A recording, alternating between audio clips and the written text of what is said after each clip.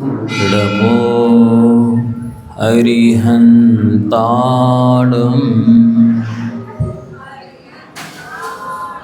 नमो सिद्धाणं नमो आयरीयाणं नमो उवज्झायाणं नमो लोये शव्विषाहुडम् येषो पंचिनमो यारो शम्मे पावपणाशनो मंगलार्णं च शव्वेशिं परमं हवै मंगलम्। बोलिए त्रिकालवर्ती नौ देवताओं की, बोले श्री आदिनाथ भगवान की, आचार्य भगवंत गुरुवर श्री विद्याशाह जी महाराज की, परम पूज्य आचार्य श्री समय शाह जी महाराज की, परम पूज्य मुनिवर श्री निर्दोष शाह जी महाराज की, तज्जयति परम ज्योति शमम शमस्तैरनंत पैरेयायै दर्पण तल विशकला प्रतिफलति पदार्थ मालिका यत्र।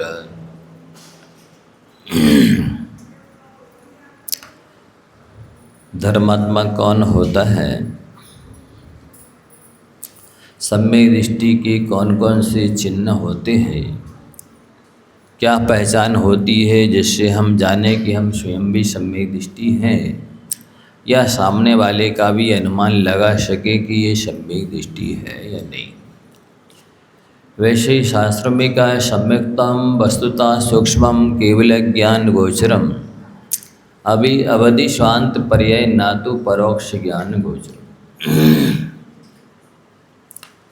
सम्यक दर्शन वस्तुता सूक्ष्म है, वो केवल ज्ञान का, मनापरय ज्ञान का और परमावधि ज्ञान का विषय है। परोक्ष मति शुद्ध ज्ञान का विषय नहीं है। फिर भी आचार्यों ने जो लक्षण बताए हैं, वे लक्षण तो हम में और दूसरों में पाए ही जाने चाहिए। कम से कम बाहरी पुरुषार्थ, ऊपरी पुरुषार्थ या जो बाह्य प्रभावना है, वो तो उन्हीं गुणों के लक्षणों के माध्यम से ही होती है। इसलिए बेगुण तो हम में और सामने वाले में होने ही चाहिए। भी होंगे तो अंतरंग में भी जो उस गुणों का परिचयक सम्यक दर्शन है, सच्ची पक्की आस्था है, विश्वास है, रुचि प्रतीति है, मोक्ष मार्ग का टिकट है वो। उसके बिना तो उस मोक्ष सम्यक दर्शन रूपी टिकट के बिना आप मोक्ष मार्ग में एक कदम भी नहीं चल सकेंगे। तो इसलिए इन गुणों को बताया जा रहा है कि ये अपने अंदर भी जगाना चाहिए और दूसरों के अंदर भी होने चाहिए। सम्यक दर्शन का 5वां अंग है उपगोहन। उसके 2 नाम है, एक उपब्रंहण और एक उपगोहन। उपब्रंहण का अर्थ होता है अपने आत्मा के गुणों को बढ़ाना, अपने आत्मा में उन गुणों को जागृत करना, प्रादुर्भूत करना, जैसे बने तैसे उन गुणों की प्राप्ति करना। और उपगोहन का अंग होता है कि सामने वाले जो धर्मात्मा हैं, उनके अंदर मोहिनी कर्म के उदय से, ज्ञानावरण दर्शनावरण कर्म के उदय से, अज्ञान की वजह से त्रुटियाँ हो सकती हैं, कमियाँ हो सकती हैं, गलतियाँ हो सकती हैं। मनुष्य गलतियों का पुतला है, दोषों का भंडार है, कमियों का खजाना है। तो निर्दोष तो भगवान ही है पूरी तरह से। बाकी के इंसानों में कमियां होती हैं, पर इंसान वही प्रशंसनीय है जो उन कमियों को पहचानने की चेष्टा करे कि दोष कहलाते कौन है, कौन कौन से हैं, कमियां कौन कौन सी हैं, कौन सी खामियां निकालना जरूरी है, कंपलसरी है, आवश्यक है। यदि मनुष्य ये कोशिश नहीं करता है, चेष्टा नहीं करता है दोषों को पहचानने की, तो बिन जाने ते दोष गुणन को कैसे तजिए गई है। जब तक दोषों को दोष नहीं जानेगा तो छोड़ नहीं पाएगा, और गुणों को गुण नहीं जानेगा तो प्राप्त नहीं कर पाएगा। इसलिए ये कार्य मनुष्य पर्याय में सर्वप्रथम करने योग्य है सभी के लिए, चाहे महिलाएं, चाहे पुरुष हों, चाहे बच्चे हों, चाहे बच्चियाँ हों। उसके बिना तो ना ही योग्यता का विकास होता है, ना सभ्यता आती है, ना व्यक्ति व्यवहारिक बनता है, ना धार्मिक बनता है, ना आध्यात्मिक बनता है, और ना ही नैतिक बनता है। उसके बिना ना लोक में सफलता मिलती है, उसके बिना ना वो परिवार में सफल होता है, ना गृहस्थी में सफल होता है, ना रिश्तेदारी में सफल होता है, ना ही व्यापार में सफल होता है, ना ही सर्विस में सफल होता है। तो आत्मकल्याण के मार्ग में तो सफल हो ही नहीं सकता। आत्मकल्याण का मार्ग तो एक्यूरेट सोना चांदी इत्यादि कीमती चीज़ें तोलने का कांटा है, जिसमें एक गुमची बराबर भी यदि वजन कम ज़्यादा हो तो कांटा यहाँ का वहाँ हो जाता है। लौकिक परीक्षा में तो व्यक्ति के लिए कुछ कम नंबर 33 नंबर में भी पास हो जाता है, लेकिन मोक्ष मार्ग में आत्मकल्याण करना है तो 100 में से 100 नंबर चाहिए, 1 पॉइंट कम भी नहीं चलेगा। इसलिए संसार के कामों में भले आप भाग्य पर छोड़ देवें कि जो भाग्य में होगा वो होगा, जो भगवान ने देखा होगा वो होगा, लेकिन आत्मकल्याण के विषय में अपने पौरुष को जागृत करना चाहिए। आत्मकल्याण के विषय में तो पूरी तरह से बुद्धि को, समय को, श्रम को, शक्ति को लगाना ही चाहिए। ये आचार्यों का आदेश उपदेश है। तो यहाँ कहा जा रहा है कि यदि आपको किसी को आगे बढ़ाना है, ऊपर उठाना है, आप उसकी उन्नति चाहते हैं, भला चाहते हैं, प्रोग्रेस चाहते हैं, तो आपको उसकी प्रशंसा माइक से करनी चाहिए। और यदि किसी को सुधारना है तो उसकी निंदा उसके हितैषी के कान में करनी चाहिए। जिसे सुधारना चाहते हो उसका जो हितैषी है, शुभचिंतक है, वो जिसकी बात मानता है उसके कान में बताना चाहिए। लेकिन लोग उल्टा करते हैं, निंदा तो माइक से करते हैं, मीडिया से करते हैं, पत्रिका, चैनल, व्हाट्सएप, गूगल, पता नहीं कितना कितना जिसमें निकालते हैं। लेकिन प्रशंसा के नाम पर भी बड़े दरिद्र होते हैं, गरीब होते हैं, बेचारे गूंगे होते हैं। वस्तुतः प्रशंसा वही कर पाता है जो सच्चा धर्मात्मा होता है, उदार हृदय होता है, विशाल हृदय वाला होता है, व्यापक दृष्टि वाला होता है, दूरदृष्टि, कड़ी मेहनत, पक्का इरादा जो रखता है, वही गुणवानों की प्रशंसा कर सकता है। जो सच्चे मायने में कंजूस होता है, आध्यात्मिक दृष्टि से कंजूस होता है, दरिद्री होता है, संकुचित विचारधारा वाला होता है, स्वार्थी होता है, लोभी होता है, जो दूरदृष्टि नहीं है, जो प्रभाव ना करना नहीं जानता है, जो किसी को उठाना नहीं जानता है, आगे बढ़ाना नहीं चाहता है, किसी का संबल सहारा नहीं बनना चाहता है, वो प्रशंसा नहीं कर सकता। आप एक एक शब्द को बहुत गौर से सुने, ध्यान से सुने, समीक्षा, आलोचना, समालोचना करने की क्षमता जगाएं। इसलिए ये बहुत महत्वपूर्ण है। यदि आप किसी का भला चाहते हैं, शुभ चाहते हैं, हित चाहते हैं, कल्याण चाहते हैं, तो आप उसकी प्रशंसा करें। प्रशंसा करने से मनोबल बढ़ता है, शारीरिक बल भी बढ़ता है, इच्छा शक्ति जागृत होती है, उपादान जागृत होता है, स्फूर्ति आती है, उमंग आता है, उत्साह आती है, ये सारे गुण विकसित होते हैं। तो आप चाहते हैं कि सामने वाले का वीर्य जागृत हो, खून खोले, कुछ करने की उसे जिज्ञासा हो, उत्कंठा हो, तो आपको उसकी प्रशंसा करनी चाहिए। प्रशंसा से बढ़कर कोई टॉनिक नहीं है। प्रशंसा से बढ़कर के कोई संबल सहारा और नहीं है। ये व्यक्ति को बहुत आगे ले जाता है, ऊपर उठाता है, व्यक्ति की योग्यता का विकास करता है। इसलिए पीठ पीछे की गई प्रशंसा ही वास्तव में प्रशंसा होती है। मुंह पर तो चापलूस लोग भी, स्वार्थी लोग भी प्रशंसा करते हैं काम बनाने के लिए, लेकिन जो पीठ पीछे प्रशंसा करता है वो सच्चा धर्मात्मा होता है। और बाकी मुझे इनडायरेक्ट में सुनने में आता है कि वो तो आपकी प्रशंसा कर रहे थे, तो उससे आत्मीयता भी जागृत होती है और बल भी बढ़ता है, मनोबल, वचन बल, काय बल बढ़ता है। इसका लोग महत्व नहीं समझते हैं, बल्कि पीठ पीछे निंदा करते हैं। तो नीतिकारों ने कहा है जो पीठ पीछे निंदा करता है वो पृष्ठ मांस भक्षी के समान है। नहीं समझे? पीछे से वार करने वाले दुर्जन और दुष्ट की तरह है वो। जैसे मच्छर पीठ पे काटता है, मच्छर कभी भी आपकी आंखों के सामने नहीं काटेगा, ऐसे ही दुर्जन दुष्ट होता है, वो पीठ पीछे निंदा करता है। और यहाँ तक कहा नीतिकारों ने कि जैसे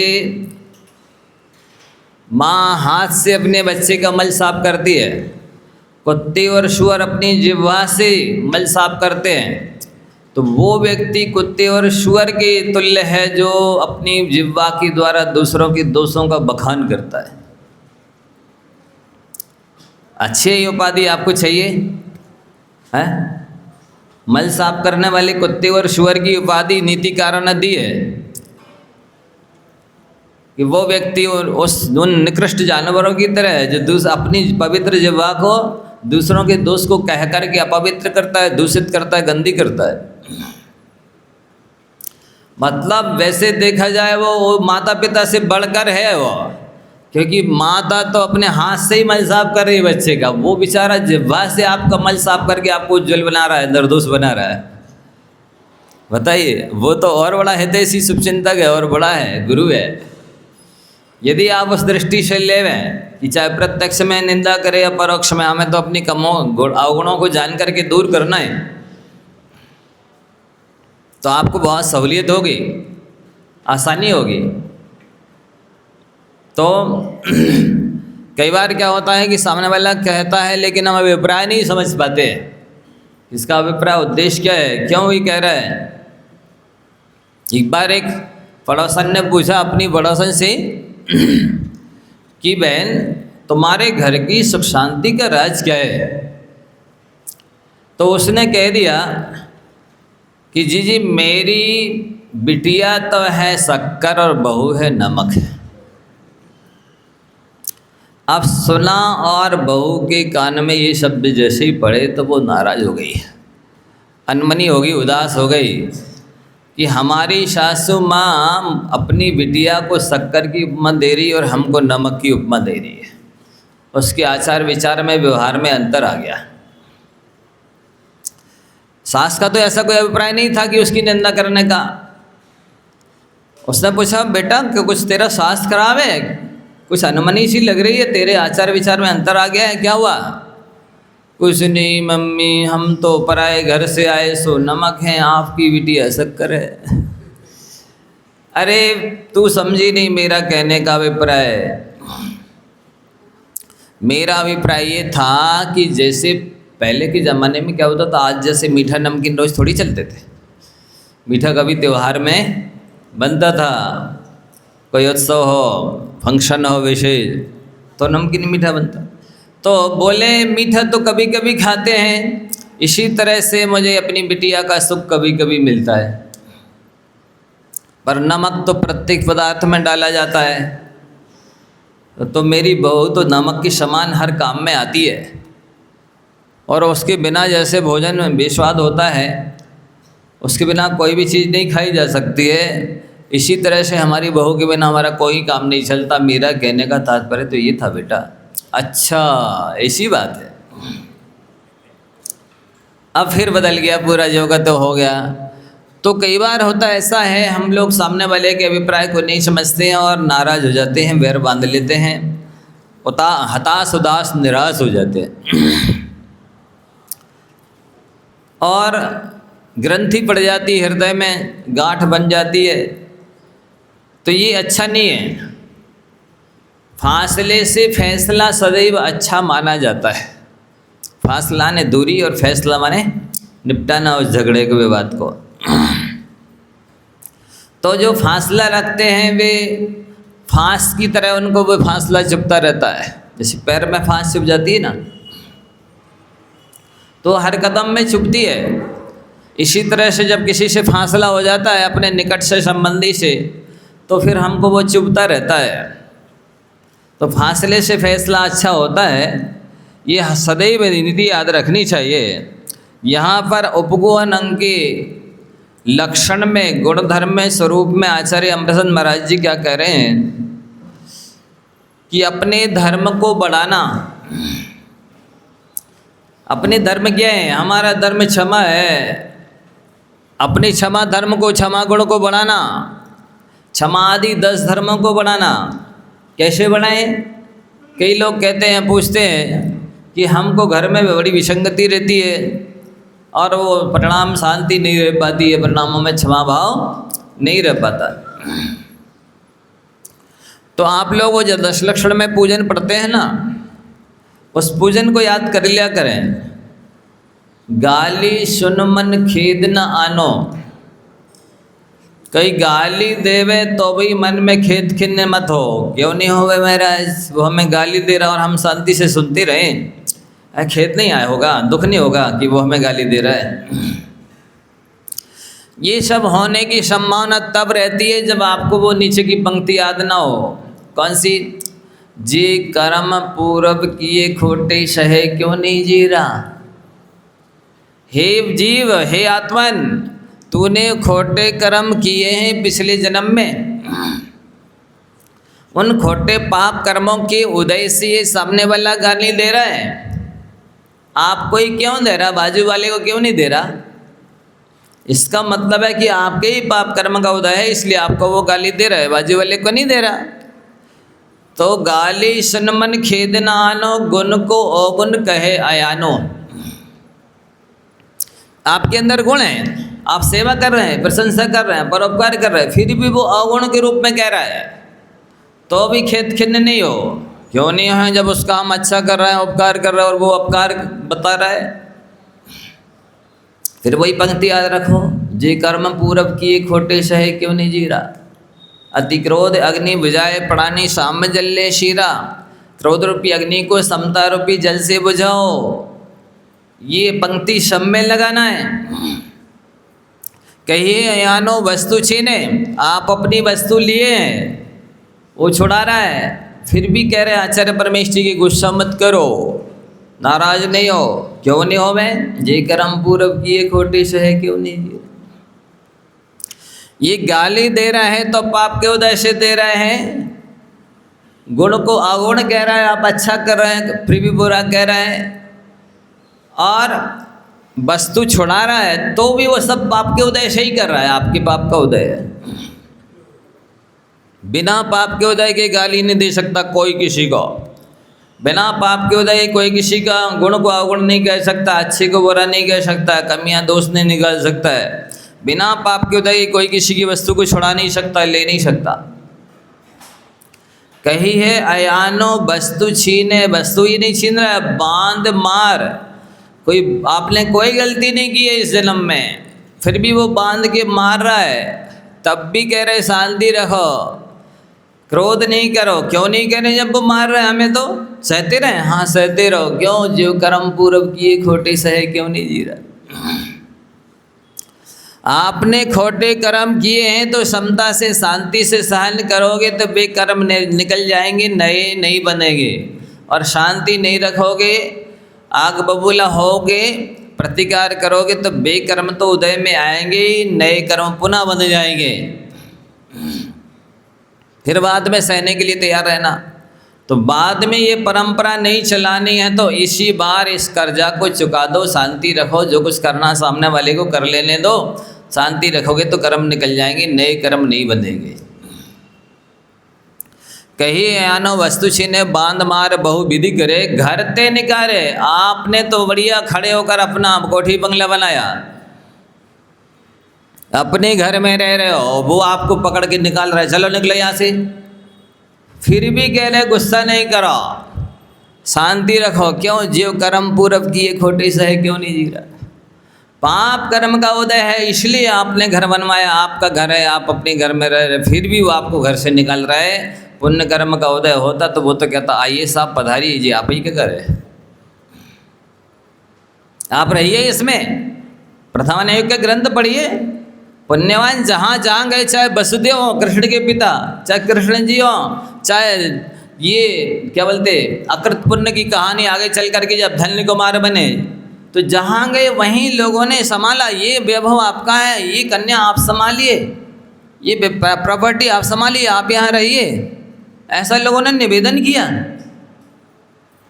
हम बहुत समय से आपकी ये रखवाली कर रहे थे, अब ये आपका ही, आप रहिए यहाँ पे, हम जाते हैं, अब देखना संभालना। सोने चांदी निधियाँ खजाने सामने वाला निवेदन करके सौंप के जा रहा है छोड़ के, कि अभी तक हम आपकी रखवाली कर रहे थे, अब आप आ गए हैं, आप संभालिए, अब हम चलते हैं। ये है पुण्य का काम। और पाप के उदय में आप अपने घर में रह रहे हैं, चलो निकलो हम रहेंगे यहाँ, तब भी कह रहे वो शांति रखना है, क्षमाभाव रखना है।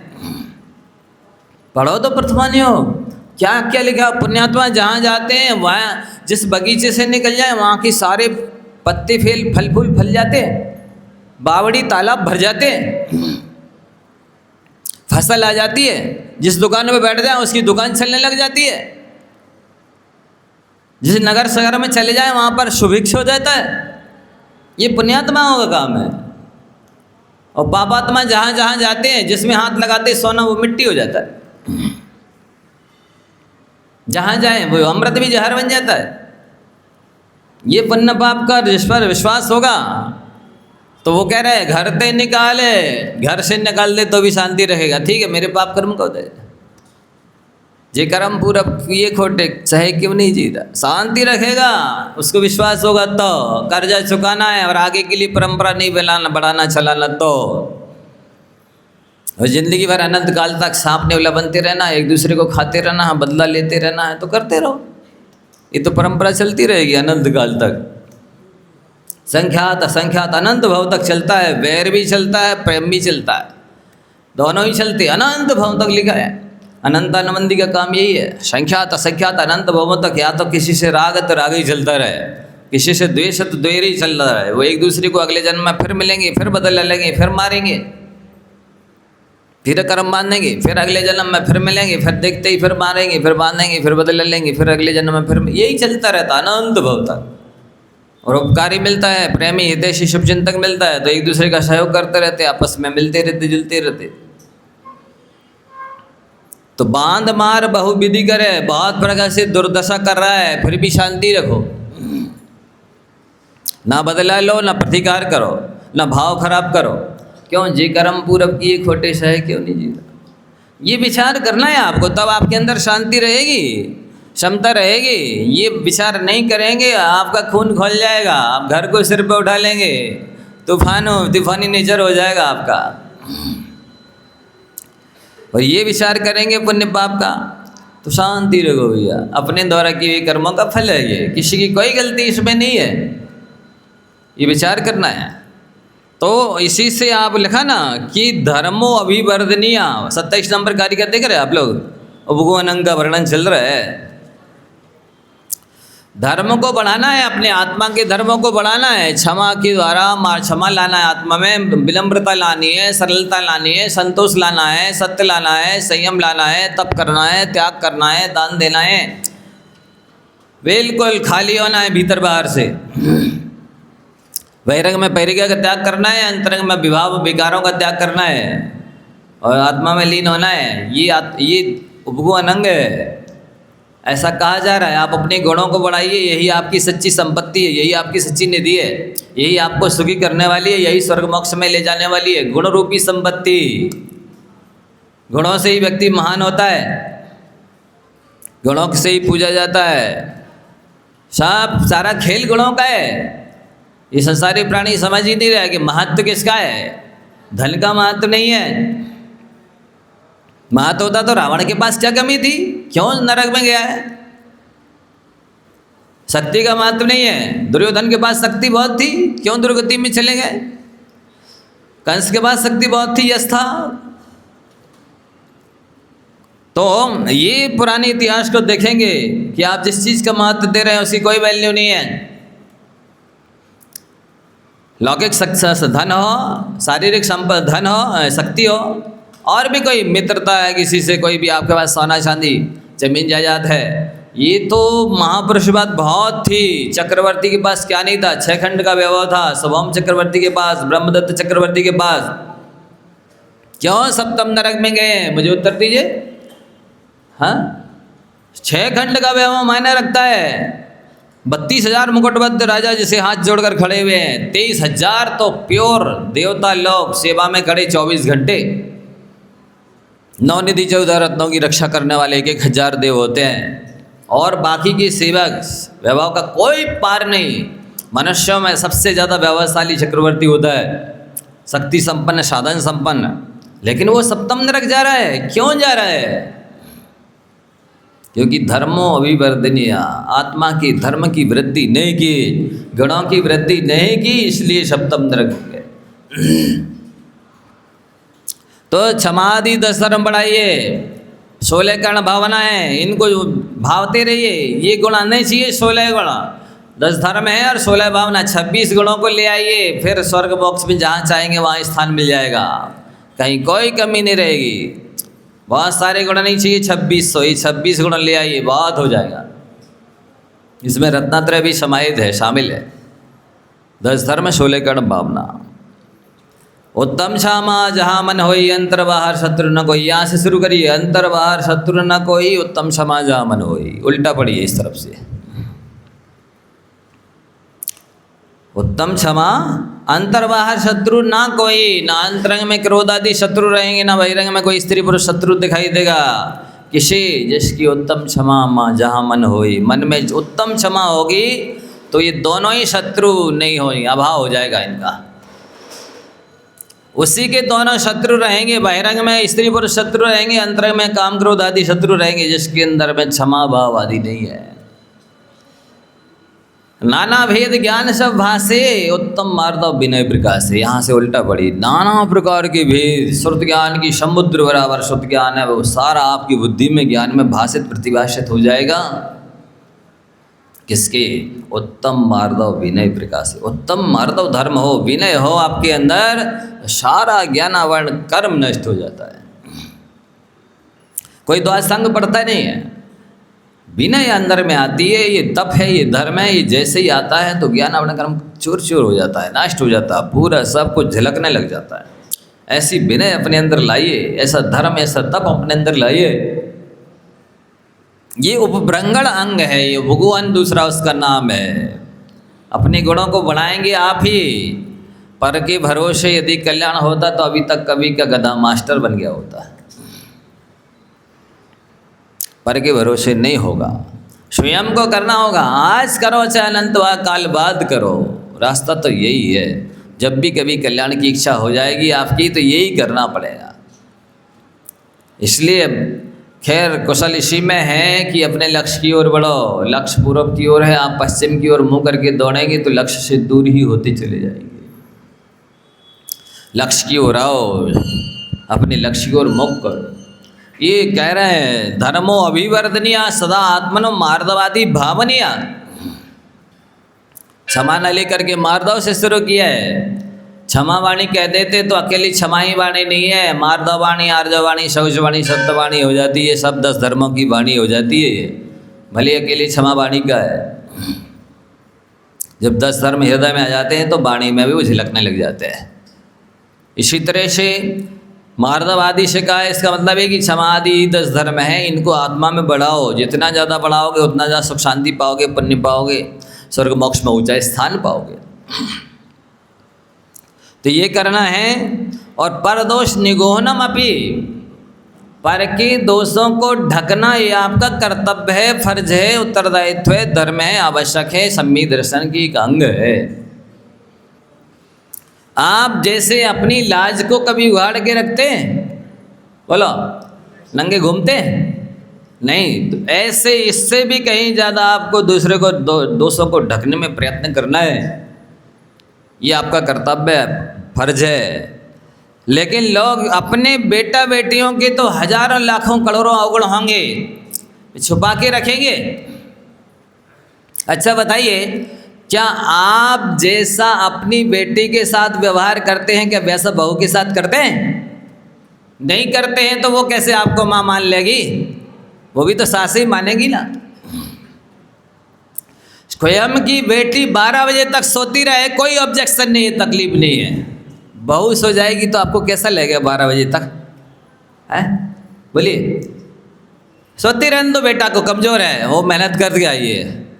बहू को नहीं कहेंगे कभी कि सोते रहने दो 12 बजे तक, बेचारी काम करती रही है। क्या ये सही है? आप जो जो गुण बहू में चाहते हैं, क्या वो दो गुण आपने अपनी बेटी को सिखाए हैं कि ये भी तो दूसरे घर की बहू बनेगी जा करके? वो सास भी तो यही अपेक्षा रखेगी कि मेरे बहू के अंदर इतने गुण होने चाहिए।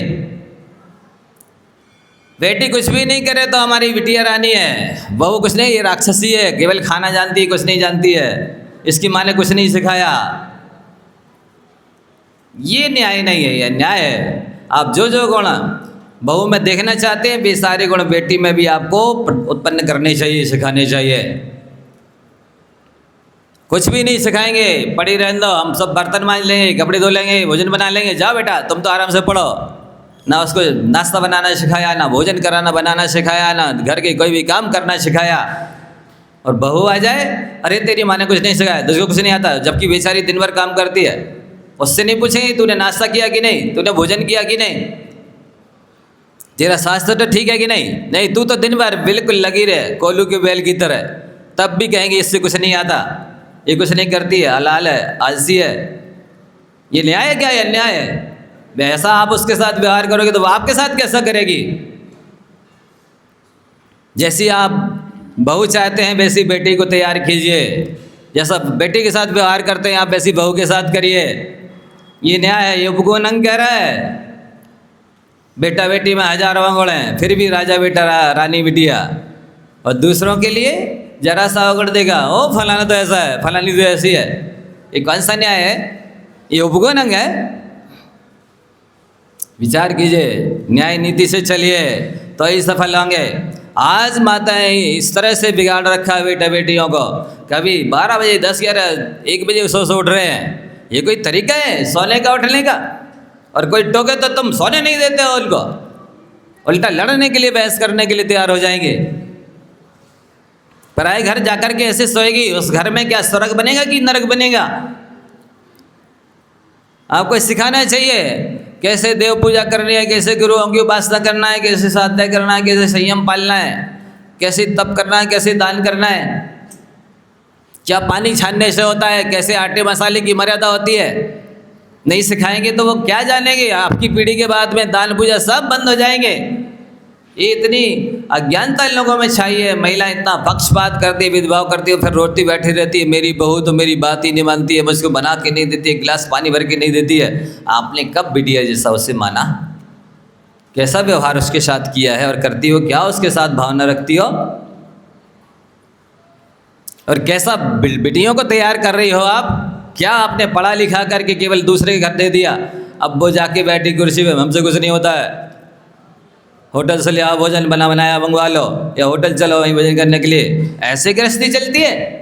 यही गृहस्थ धर्म है? ऐसे में दान पूजा इत्यादि श्रावक के षडावश्यक होंगे?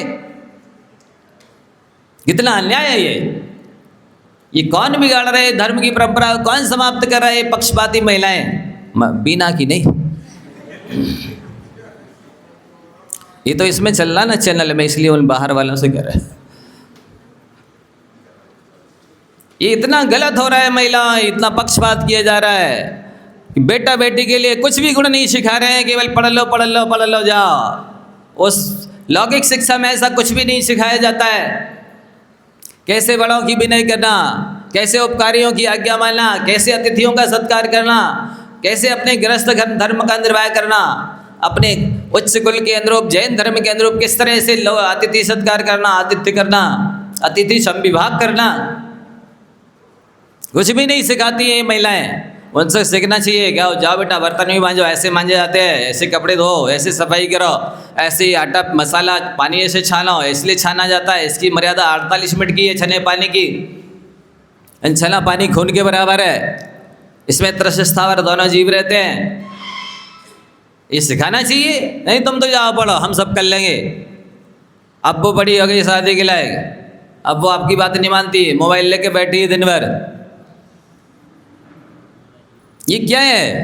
ये बड़ा अन्याय हो रहा है। माता पिता ही बिगाड़ रहे हैं बेटा बेटियों को, और अपने बेटा बेटियों के हजारों लाखों गुण होने के बाद भी छुपाए रखते हैं, किसी से कभी निंदा नहीं करते। राजा बेटा रानी बिटिया है, दूसरों के लिए दिन भर मुंह चलता रहता है, कतरनी की तरह दूसरों की निंदा करते रहते, चूहों की तरह काटते रहते हैं। ये बहुत गलत है। अपने जैसा समझिए आप दूसरों को भी।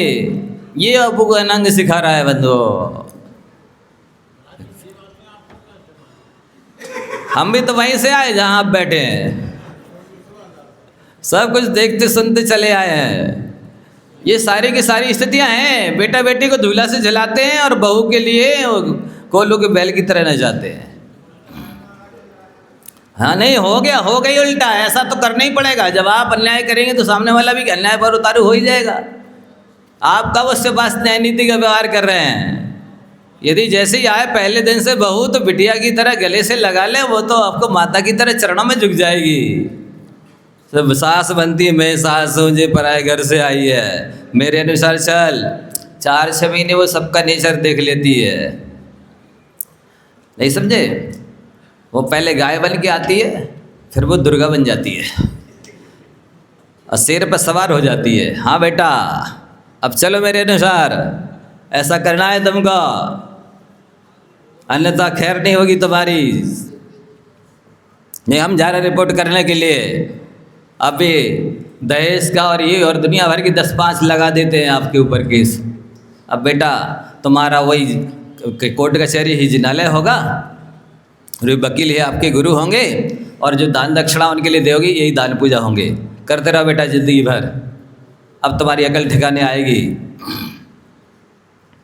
ये अपने बेटा बेटी को संस्कारित नहीं करने का परिणाम है। आप उनको सिखाइए हर सब चीज़, और पराए घर से बहू आती है उसको आत्मीयता दीजिए, उसको लगे ही ना कि हम पराए घर में आए हैं, और प्रेम से सिखाइए। यदि उसको कुछ नहीं आता है तो अपनाइए। कमियां सब में होती है, आप तो कमी होने पर भी प्रशंसा कीजिए तो वो वैसा करने लग जाएगी कि अरे हमें इतनी उपाधि दे रहे हैं, हमारी इतनी प्रशंसा करते हैं, हमको तो आता नहीं है कुछ भी, और शर्म से घट जाएगी कि मेरी इतनी गलती करने के बाद भी ये मुझे कितना प्रोत्साहन देते हैं, आत्मीयता देते हैं, सम्मान देते हैं, कितना ख्याल रखते हैं मेरा। नहीं नहीं मैं कहाँ अभी भूल में थी।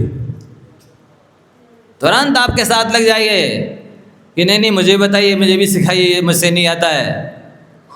तो ये न्याय नीति कहलाती है। ये इतना भी व्यवहार कुशलता नहीं होगी आपके अंदर तो कैसे गृहस्थी चलेगी?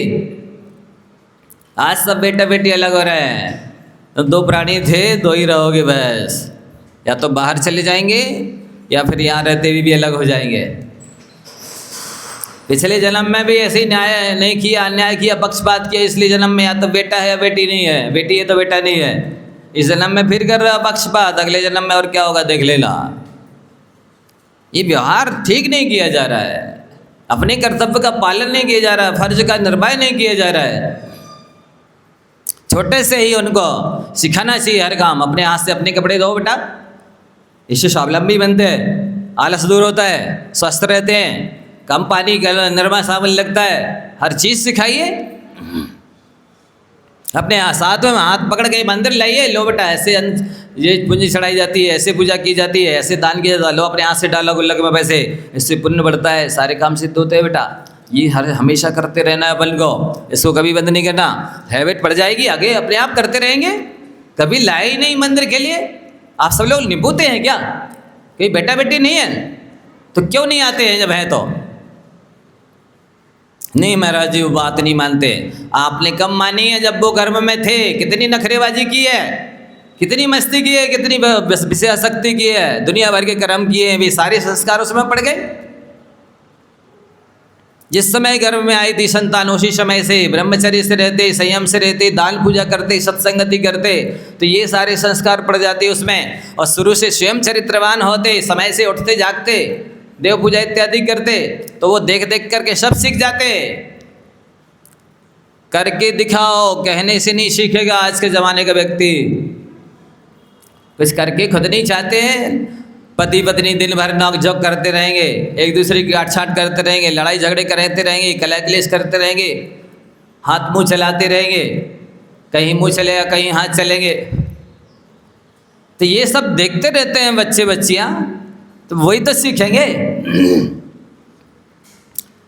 ये फिल्म बन रही है, आगे चले वही दिखाने वाले वही फिल्म आगे जा कर के यहाँ बन जाएगी, मायके में और ससुराल में दिखाएंगे। एक बार लोग लड़की देखने गए, बोले बेटा रामायण आती है? बोले हाँ रामायण तो आप अभी सुन लो, महाभारत हम यहाँ के नहीं समझे। ये हो रहा है, रामायण तो आप अभी सुन लो, शादी करानी की होगी, शादी हो जाएगी, इसके बाद महाभारत तो हम वही प्रैक्टिकली दिखाएंगे। ये माँ बाप की बहुत गलती है। वो समय से सोने के लिए, जागने के लिए प्रेरित नहीं कर रहे हैं, और उसको प्रेरित भी रहेगा तो हानि लाभ नहीं बता पाते, गुण दोष नहीं बता पाते कि बेटा समय से नहीं सोओगी। सूर्य 10 बजे के रात के बाद जो जागते हैं और सूर्य उदय हो जाने के बाद भी जो सोते रहते हैं, सुन लो ध्यान से, रोग शोक दरिद्रता अवश्य आती है उसके जीवन में। ये ब्रह्म वाक्य है। यदि आप रोगी नहीं होना चाहते हो, बीमार नहीं होना चाहते हो, शोक नहीं अपने जीवन में चाहते हो, और दरिद्री नहीं बनना चाहते हो, तो समय से सो और समय से उठो। जो लोग इस लक्ष्मण रेखा का उल्लंघन कर रहे हैं, उन सब के जीवन में देख लीजिए आप, 3 नहीं तो 2, 2 नहीं तो 1 तो है ही, और आगे चल के 2 और 3 सब आ जाएंगे। देख लो आप, सब व्यक्ति बीमार हो रहे हैं, रोग शोक में आक्रांत हैं। दरिद्री तो आज नहीं है तो कल होने ही वाले भविष्य में, नियम है। क्योंकि आप ब्रह्म मुहूर्त में जब सो रहे हैं, जिस समय जागने का समय है, सारे शुभ प्रशस्त मांगलिक कार्य किए जाते हैं, देव पूजा, गुरुपास्ति, स्वाध्याय, संयम, तप, दान, उस समय आप सो रहे हैं। कब करेंगे? ये समय का महत्व, काल का, मुहूर्त की बेला का महत्व नहीं समझते हैं। केवल विधान करने के लिए मुहूर्त देखा जाता है क्या? केवल शादी कराने के लिए मुहूर्त देखा जाता है क्या? हर काम करने के लिए मुहूर्त का महत्व होता है, बेला घड़ी चौघड़िया का महत्व होता है। समय निकल जाने के बाद में किया गया कार्य को वो काल रस पी लेता है, उसका सार खत्म हो जाता है। असमय में किए गए काम नहीं किए के बराबर होता है। इसलिए अब हानि बताइए कि असमय से करने का काम बहुत बुरा होता है, समय पर उसका अनंत गुना ज़्यादा महत्व होता है। इसलिए समय पर सोना, समय पर जागना, और इस उम्र में तुम्हें यदि कुछ नहीं सीख पाए तो जिंदगी भर पराधीन रहोगे, दूसरे का मुंह देखोगे और दुखी रहोगे। सुखी होना चाहते हो तो ये काम सीखो, आलस छोड़ो, पुरुषार्थ करो, इससे यश भी मिलेगा, सुख भी मिलेगा, शांति भी मिलेगी, परलोक भी सुधरेगा।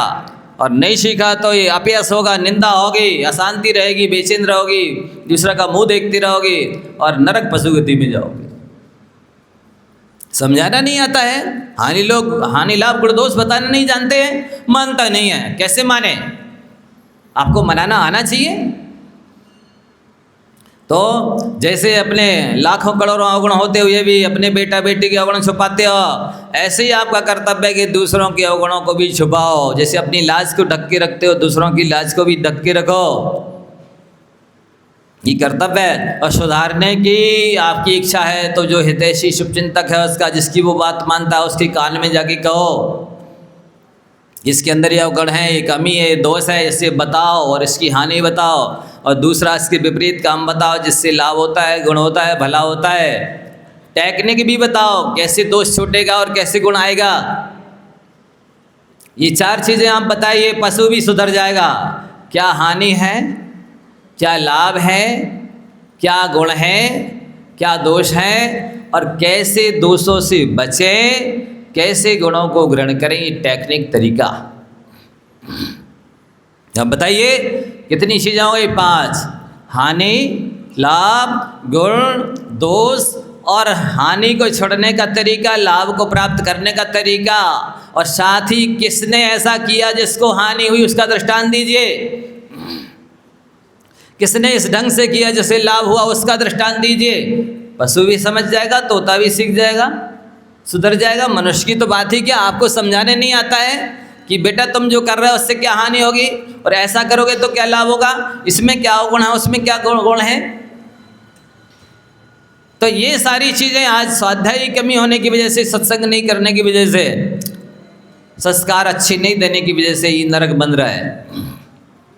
और आप यदि दान पूजा नहीं करेंगे, आपकी पीढ़ी क्या पानी छानने से होता है, क्या आटे मसाले की मर्यादा होती है, क्यों मंदिर जाते हैं, क्यों आहार दान देते हैं, कुछ भी नहीं समझेंगे।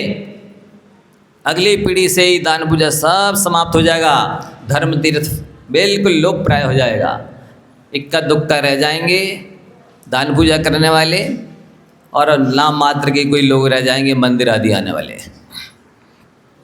जैसे अन्यत्र भारत में ही कई जगह ऐसी स्थिति है, केवल वो एसी में बैठे रहते, इतने इतने चड्डी बनियान पहने लड़कियां, मोबाइल लिए हैं, बाजू में भी मंदिर रहे, हमको कोई मतलब नहीं, क्या होता है मंदिर जाने से, हमको टाइम नहीं है, ऐसा बोलते हैं। ऐसी आपकी यहाँ स्थिति हो जाएगी। आपने यदि आलस किया, नहीं लगाए चौके, नहीं पूजा पाठ किए, नहीं समय से सोए, नहीं समय से जागे, अपनी क्रिया नहीं करोगे, आवश्यक नहीं करोगे, आपकी संतान शून्य हो जाएगी। आप यही हाथ बराबर करेंगे तब आपकी संतान एक बेटियाँ करेगी, ये भी सुन लो। क्योंकि परंपरा से धीरे धीरे कम ही होते जाना है, वृद्धि तो आनी ही नहीं है। तो आप चाहते हैं एक हाथ हमारे बेटे करें तो आपको 2 हाथ करना होगा, तब वो एक हाथ करेगी। और उतना भी नहीं करोगे तो वो बिल्कुल नहीं करेंगे। इसलिए कहने मात्र से नहीं मानेंगे वो कि समय से सो समय छोड़ो, नहीं, आपको साथ में ये भी बताना होगा कि समय से नहीं सोने से क्या हानि है, समय से उठने से क्या लाभ है, और किसको हानि हुई जो समय से नहीं उठ रहा था, किसको लाभ हुआ जो समय से उठता है। ये दृष्टांत भी देने होंगे और स्वयं भी करके दिखाना होगा, तब ये संतान करेगी, अन्यथा नहीं करेगी। ये बहुत व्यापक है भगवानांग। आप जहाँ देखो वहाँ जिस किसी की निंदा हो रही हो फिर भी सम्य दृष्टि बने, त्यागी वृत्ति बने, साधु संत बने, ऐसा इतना सरल नहीं आत्मकल्याण करना, बहुत कठिन है। सबसे पहले दूसरों के दोषों के प्रति मौन रहो, अपने दोषों को, अवगुणों को, कमियों को निकालो। ये है उपगुणांग। तो इसके 2 नाम इसीलिए रखे आचार्यों ने, उपविरंगण यानी अपनी आत्मा को, गुणों को बढ़ाना, उपगुहन यानी अपने दोषों को दूर करना और दूसरे के दोषों को नहीं कहना, दूसरों में गुणों की वृद्धि करना। ऐसे ये गुण प्राप्त होता है। समय हो गया है। जा वाणी के ज्ञान ते